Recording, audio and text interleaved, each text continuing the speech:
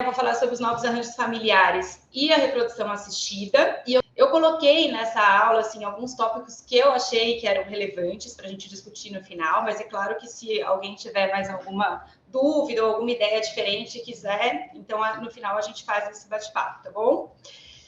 Bom, família é um termo que vem do latim família, é um grupamento humano formado por duas pessoas ou mais, com ligações biológicas, ancestrais, legais ou afetivas e que geralmente vivem ou viveram numa mesma casa, né?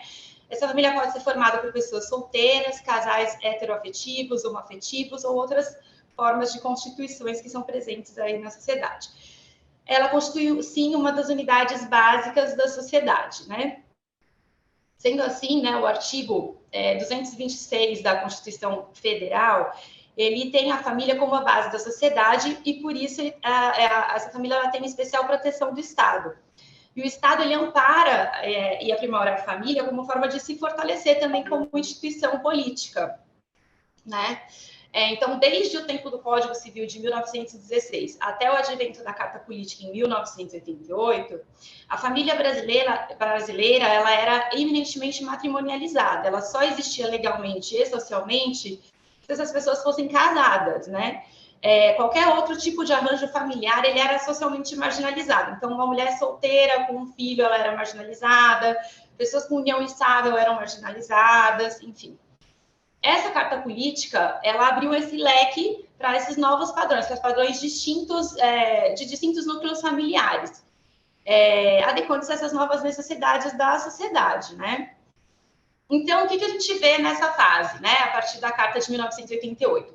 A família que era matrimonializada, patriarcal, hierarquizada, heteroparental, biológica e institucional, vista como uma unidade de produção e de reprodução, ela passa a dar lugar a uma família pluralizada, democrática, igualitária, hetero ou homoparental, biológica ou socioafetiva e constituída na base da afetividade, né? E aí eu coloquei essa imagem assim para ilustrar, né, os novos conceitos de família. Esses novos arranjos, eles são frutos justamente do quê? Da evolução do comportamento humano, dessas transformações sociais e culturais da sociedade e também do avanço da medicina reprodutiva. O que a gente vê é que nessas mudanças todas, a gente teve a ascensão feminina no mercado de trabalho e o desenvolvimento de vários métodos contraceptivos, com isso a gente postergou a maternidade. Esses avanços na reprodução assistida também propiciaram a inseminação e a fertilização, o que acabou dissociando o conceito de sexo à gravidez. Então, tudo isso, né, toda essa proteção que a gente acaba tendo, proteção não, mas eu digo, essa evolução da própria saúde reprodutiva, as pessoas tendo consciência desse direito, a evolução das técnicas da reprodução assistida, acabou assegurando o direito à procriação e planejamento familiar a qualquer indivíduo, né, que fosse juridicamente capaz, independente do seu estado civil, opção sexual ou gênero.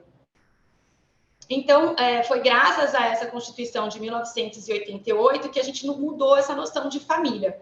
Mas vale ressaltar o quê? Que, na verdade, todas essas famílias, elas já existiam, elas só não tinham esse respaldo legal, elas não tinham, não eram juridicamente reconhecidas. A partir desse momento é que elas passaram a ter os seus direitos resguardados por lei, né? Mas nem mesmo essa Constituição de 1988, ela consegue englobar toda a diversidade familiar presente na sociedade brasileira. Porque a gente tem essas famílias formadas por vínculos com suporte no afeto. Então, assim, hoje o afeto ele tem sido a nota frequente que identifica a constituição e o reconhecimento oficial de uma entidade familiar. Há pouquíssimo tempo, né, o Supremo Tribunal Federal ele conferiu ao artigo 1723 do Código Civil de 2002 a interpretação conforme a Constituição Federal para excluir do dispositivo legal todo o significado que impedisse, né, o reconhecimento da união contínua, pública e duradoura entre pessoas do mesmo sexo ou gênero, como entidade familiar. Então, as famílias, por exemplo, homoafetivas, podiam, né, ter esse reconhecimento agora, a partir de então. Esse é, portanto, então, um perfil novo, o perfil da família plural, né, que ela se constrói através da afetividade. Daí eu trouxe alguns dados do censo do IBGE de 2010, porque o ano passado, devido à pandemia, não foi feito o censo de 2020, então esses dados eles são desatualizados, mas são os últimos que a gente tem, né? No censo de 2010, a gente já viu que 19 novos laços em relação a 11 contados no censo de 2000. O conceito tradicional de família, que era composto por um casal hétero com filhos, ele estava presente em 49,9% dos lares visitados, enquanto que 50,1% a família tinha ganhado já um novo arranjo. A gente tinha naquele momento, né, 60 mil famílias homoafetivas e 10,1 milhões de famílias eram formadas por pais ou mães solteiros. Essa tabelinha aqui, ela não é do censo de 2010, mas ela compara, né, em 1970, 80, 91 e 2000, os tipos de arranjo familiares, e aí eu vou destacar, tipo, a mulher como chefe é o responsável pelo filho, sem o cônjuge, em toda a evolução, todo mundo, lógico, foi aumentando, mas a mulher se destacava, assim, foi quase 5 vezes mais de 70 para 2000. Então, a gente teve um aumento de mulheres que eram chefes de família e que cuidam dos seus filhos sozinhas, né? Em relação a, tipo, casais com filhos ou sem filhos, ou o homem como responsável, enfim. Aqui, essa ilustração, ela mostra alguns dos tipos familiares que existem, tem até mais do que isso, se a gente for ver, mas eu coloquei alguns para ilustrar. Então, a gente tem a família nuclear, que ela é constituída por um casal, né, homem e mulher, com ou sem filhos. A estendida seria esse casal com os filhos e um parente consanguíneo, por exemplo, uma avó, um tio. Aí tem a composta, que daí seriam aqueles casais que, na verdade, já têm filhos e vão para uma segunda união. Então, eles têm ligação apenas com seus próprios filhos, eles não tiveram um filho em comum. Essa é a composta. Aí tem a monoparental, que daí seria aquela pessoa, ou o pai ou a mãe com os filhos sozinhos, né? Só uma pessoa cuidando dos filhos. A anaparental seriam irmãos que vivem juntos, mas aí não tem conotação sexual e não tem esses pais vivendo com esses irmãos. A homoafetiva, a recomposta, que daí seria aquela família, tipo, o homem que tem um filho, a mulher que tem um filho de outra união, se juntam e aí eles têm um filho em comum dessa nova união. E a família eudenomista, que na verdade englobaria todas as famílias, e o eudenomismo, ele se caracteriza pela busca da felicidade individual dentro da família.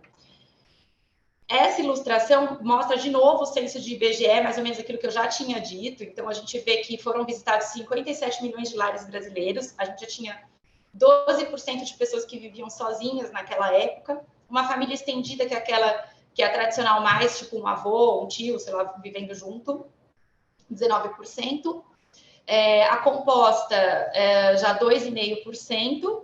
Aqui eles juntaram a nuclear com a monoparental e aí ficou um pouquinho mais volumoso aí do que a porcentagem que eu havia dito inicial, mas foi porque eles uniram esses arranjos, né? Agora, assim, o que eu vou tentar mostrar? Eu vou colocar os arranjos que a gente teria mais relevância em relação à reprodução assistida e tentar ir esmiuçando o que a gente tem aí de possibilidade de tratamento e de pontos que seriam mais relevantes ou conflitantes, que gerariam dúvidas, né? A família nuclear, ela é constituída por um homem e por uma mulher com ou sem filhos. Então, uma vez que esse casal decidisse ter filhos, a gente teria que identificar esse fator de infertilidade e aí ela a gente pode ajudar como? Por baixa complexidade, através de coito e inseminação, ou alta complexidade pela fertilização in vitro. E aí, a depender do fator, a gente pode usar óvulo próprio, ovo doação, sêmen homólogo ou heterólogo. Aqui eu destaquei alguns pontos que eu acho que vale a gente discutir depois. E aí eu coloquei, sim, né, o uso do gameta de doador com parentesco até 4º grau, né, de um dos receptores, desde que não haja consanguinidade, conforme o novo consenso. A questão do sigilo da origem biológica, né, também, no caso do uso do sêmen heterólogo. E eu coloquei aquela situação da produção independente estando dentro de uma relação conjugal, porque a gente já discutiu na reunião lá um caso de uma paciente minha, então eu coloquei esse ponto para a gente depois abordar com a Carol também. Depois, se alguém tiver mais alguma coisa que queira adicionar, a gente faz isso no bate-papo. Na família monoparental, então é assim, quando um progenitor, ele convive e é exclusivamente responsável pelos filhos biológicos ou adotivos. Os núcleos monoparentais, eles são formados pelo pai ou pela mãe e seus filhos, mesmo que o outro genitor esteja vivo, falecido ou ele seja desconhecido. No caso da mulher, ela pode fazer uma produção independente e através de inseminação ou fertilização, e o homem, aí ele teria que fazer a produção independente através de útero de substituição e ovo-doação. O que eu destaquei aqui como ponto relevante na família monoparental? Então, também em relação ao sigilo quanto à origem biológica, e destaquei as implicações de inseminações caseiras. Por quê? Muitas mulheres recorrem à inseminação caseira ou casais homoafetivos, eles têm buscado, porque às vezes não tem condições de se submeter a um tratamento numa clínica de reprodução assistida, condições financeiras, e eles acabam indo. Então, assim, eu descobri que tem até grupos no Facebook em que os homens, eles doam sêmen para essas mulheres, né? E a gente tem implicações legais, porque depois esse homem, por exemplo, pode querer a guarda da criança, então a mulher pode depois ir lá e falar que quer pensão, você entendeu? Porque tudo isso está feito de uma forma não dentro daquilo que está normatizado em lei, enfim. Na família homoafetiva, então, como seriam? Serão duas pessoas, eu coloquei aqui sexo e gênero, mas assim, para a gente tentar já englobar aqui também a questão dos trans, mas na verdade eu vou falar eles de novo separadamente um pouquinho mais para frente. Num casal afetivo feminino, então também vai depender do fator de infertilidade aí desse casal, né? A gente pode abrir um leque aí para uma baixa complexidade através da inseminação com o uso do sêmen heterólogo ou ir para fertilização in vitro com óvulo próprio, ovo doação e sêmen heterólogo, né? O ovo doação eu coloco aqui porque às vezes a mulher pode ser falida já e aí tem que usar o óvulo doado, né? No casal homoafetivo, a fertilização in vitro através da ovo doação e útero de substituição. Então, pontos relevantes aqui em relação à família homoafetiva. O registro da criança, né? Já agora configurando então a dupla parentalidade, então você pode ter a dupla maternidade ou dupla paternidade, sendo esse registro facilitado quando o casal tem já o registro de união estável ou casamento civil. Porém, assim, isso não precisa acontecer desta forma. Eles podem até não ser casados e ainda assim conseguem registrar, mas isso facilita. Existe um projeto de lei que visa que o preenchimento da DNV, que é a Declaração de Nascido Vivo, ele seja com o nome dos genitores, independente do gênero deles, né? Hoje, a DNV, que é um documento oficial do Ministério da Saúde, ela exige que você preencha o nome de pai e mãe. Então, isso gera um constrangimento nessas famílias homoafetivas, porque aí vão perguntar quem é o pai, quem é a mãe, para duas mulheres, entendeu? Ou dois homens, enfim. Então, tem esse projeto de lei, mas que ainda não foi votado. E aí, novamente, eu coloquei as implicações da inseminação caseira, porque eu já havia comentado isso anteriormente. Aqui eu trouxe só para ilustrar, né, um caso de um casal que fez inseminação caseira e que ganhou o direito de registrar o filho apenas com os nomes das mães, né? A inseminação caseira, eles acabaram recorrendo a um semente doador, que aqui elas alegam ser anônimo, né? E como elas já tinham uma união estável desde 2017, aí foi entendido que sim, que elas poderiam registrar, enfim, e conseguiram mesmo fazendo uma inseminação caseira. Agora um tema mais polêmico e que está despertando bastante curiosidade nossa, que seriam as famílias poliafetivas, né? O que seria uma família poliafetiva? É uma família integrada por mais de duas pessoas que convivem em interação afetiva, dispensando essa exigência cultural de uma relação de exclusividade, seja entre um homem e uma mulher, ou entre duas pessoas do mesmo sexo ou gênero, vivendo né, de ser aquela coisa exclusiva, um para o outro, mas sim de mais pessoas vivendo juntas, sem as correntes dessa relação conjugal convencional. E aí que entraria, por exemplo, o trisal. Então, como a gente abordaria isso no sentido de tratamento, né? Aí vai depender de N situações, além dos fatores de infertilidade, né? Depende da vontade de cada indivíduo, da formação dessa família, porque, por exemplo, você pode ter duas mulheres e um homem, dois homens e uma mulher, ou três mulheres, enfim. Então, vai depender de como ela se formar, essa família. Em 2017, o Conselho Nacional de Justiça, ele regularizou o reconhecimento voluntário de paternidade e maternidade socioafetiva, ou seja, da parentalidade socioafetiva. Então, o que seria essa socioafetividade? É um vínculo afetivo criado entre duas ou mais pessoas, no qual existe o exercício de paternidade ou maternidade, mesmo que não haja ligação biológica. Mas junto à socioafetividade, a gente tem a multiparentalidade, que ocorre quando existe ao mesmo tempo vínculo biológico e socioafetivo. Então, o filho ou a filha, ele pode ter o seu registro com mais de um pai ou mais de uma mãe. Então, sim, os casais conseguem fazer esse registro, entendeu? No nome dos três. Então, desde janeiro de 2018, os cartórios de todos os países são obrigados a permitir o registro dessa forma, não devendo haver recurso injustificado. Isso garante também a inclusão do sobrenome da mãe ou do pai socioafetivo no nome do filho, né? Aqui eu trouxe um exemplo também que estava na mídia aí, um trisal que decidiu ir à justiça. O que aconteceu aí foi um homem e duas mulheres, eles já tinham um filho, e aí eles, quando foram ter o segundo filho, eles decidiram fazer o registro em 3, e não conseguiram de cara, logo que a criança nasceu, entraram com uma ação e conseguiram, sim, registrar as duas crianças no nome dos 3. Aqui, no caso, é um outro exemplo, mas é de multiparentalidade, em que você tem dois pais, né, o biológico e o afetivo. Era uma mulher que, na verdade, o pai biológico não quis assumir, ela já estava num novo relacionamento, esse novo relacionamento o pai decidiu, o marido dela novo decidiu assumir a paternidade dessa criança, e aí depois, quando o pai biológico começou a conviver com o filho, decidiu registrar a criança. Então, aí eles trocaram tudo de novo e a criança ficou com os dois registros agora regularizados. Falando um pouquinho agora dos transgêneros, eu deixei assim bem detalhado para tentar não confundir muito o raciocínio, né, de todo mundo em relação às possibilidades de tratamento, enfim. Então eu coloquei assim, transgênero homoafetivo feminino, seriam duas mulheres, né, sendo uma trans, né? E aí como que a gente define os tratamentos? Aí a gente teria que ver, por exemplo, se essa mulher já fez a cirurgia. Se ela não fez a cirurgia de redesignação sexual, a gente tem uma possibilidade, por exemplo, do sêmen próprio, né? De utilizar baixa complexidade com sêmen próprio ou alta complexidade com sêmen próprio. Se já fez a cirurgia, daí a gente teria que usar, por exemplo, o sêmen heterólogo. E aí entraria, né? No caso da fertilização, pode ser o ócito próprio, né? Da parceira, ou óvulo doado, se fosse uma mulher falida. E aí o sêmen a depender dessa situação que eu acabei de conversar de falar para vocês.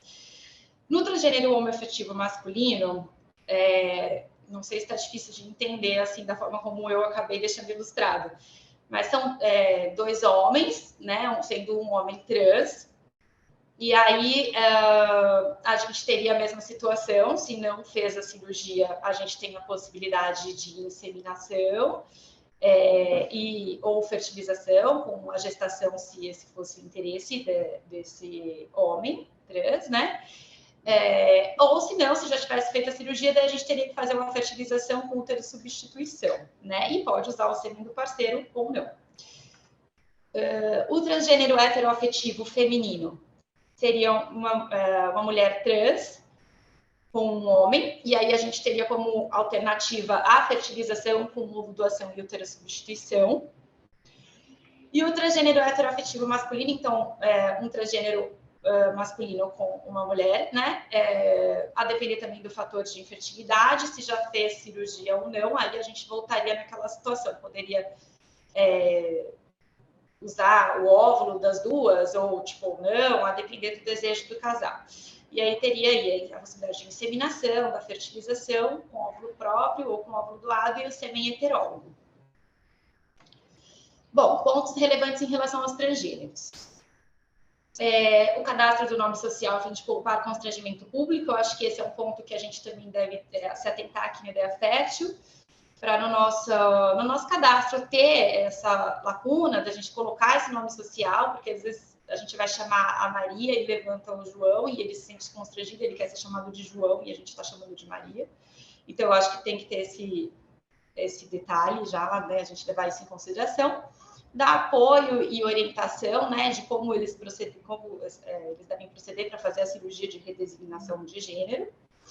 É importante falar que em março de 2018, o STJ ele retirou a obrigatoriedade da cirurgia e a solicitação judicial para que as pessoas trans pudessem alterar o registro, então basta chegar no cartório e se autodeclarar trans para poder alterar o registro civil. E quando isso já é feito, então o registro da criança acaba sendo facilitado, né? Quando já foi feita essa troca de documentos para o gênero desejado. Então, agora, assim, né, para finalizar, o que a gente vê que a ciência mundial ela demonstra que o bem-estar das crianças ele é determinado pela qualidade das relações parentais, né? E não pela estrutura das suas famílias, de como essa família se rearranja, né? Sim, as famílias contemporâneas elas são de diferentes tipos, diferentes tamanhos, mas, né, o que vale mesmo, o que faz uma família é o amor.